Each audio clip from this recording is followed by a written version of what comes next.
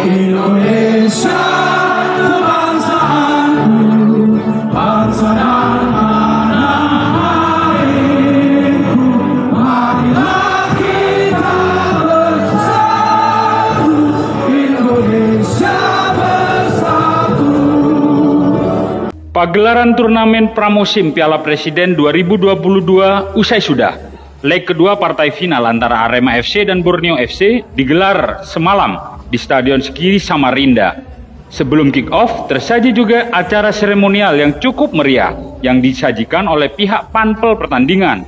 Meriah dan terkesan wah untuk sekelas turnamen pramusim. Ya, inilah sepak bola nasional kita, karena sepak bola adalah olahraga yang paling banyak digemari, maka pagelarannya pun cukup meriah. Tak hanya kemeriahan di stadion dengan antusiasme supporternya, namun kesan yang sangat serius melakoni turnamen pramusim ini juga dipertontonkan di atas lapangan oleh para pemain dan klub. Sajian olahraga keras pun menjadi jamak terjadi di lapangan. Kata orang, turnamen pramusim di Indonesia terasa seperti Piala Dunia atau Liga Champions Eropa. Kesan permainan keras tersebut juga nampak tersaji pada leg kedua ini.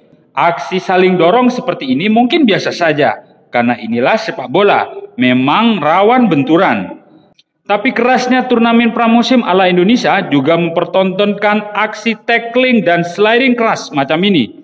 Tentu saja bisa bikin pemain cedera. Maka wajar, seringkali laga ini diwarnai keributan antar pemain dan aksi protes keras para ofisial timnya.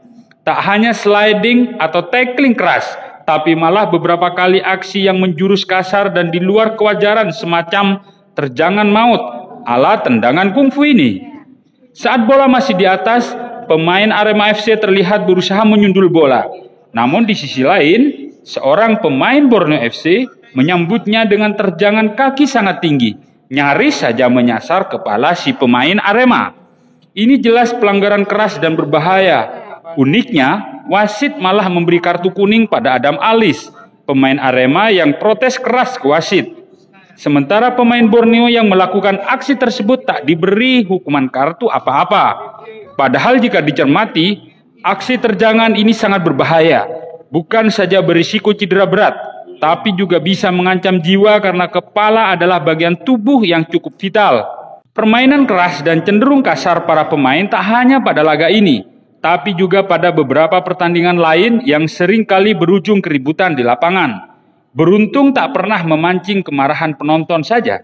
Karena kalau penonton sudah terpancing kemarahannya, bisa terjadi tawuran yang lebih besar. Saking kerasnya permainan, sejumlah pemain klub Liga 1 pada turnamen pramusim ini harus cedera. Bahkan harus istirahat beberapa minggu ke depan. Padahal ini cuma pramusim. Sementara kompetisi resmi baru akan dimulai nanti, tanggal 23 Juli 2022. Kalau sudah cedera begitu, ya rugi dong. Pemain lebih dulu cedera sebelum kompetisi resmi diputar. Laga-laga pramusim atau turnamen tak resmi selayaknya dijadikan ajang untuk mencoba para pemain baru, khususnya para pemain muda mereka. Termasuk dijadikan momen mengotak-ngatik komposisi pemain maupun taktik pelatih untuk diterapkan pada kompetisi resmi nanti.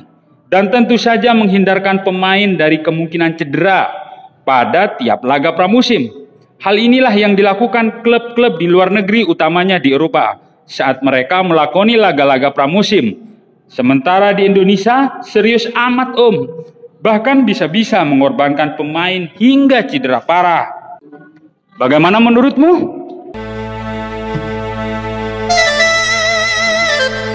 Loh, boy. Tayo kelopay gitu. Ini dua tayo kelopay, boy. Dan gue udah ada kelopay, buat update, buat beberapa tahun.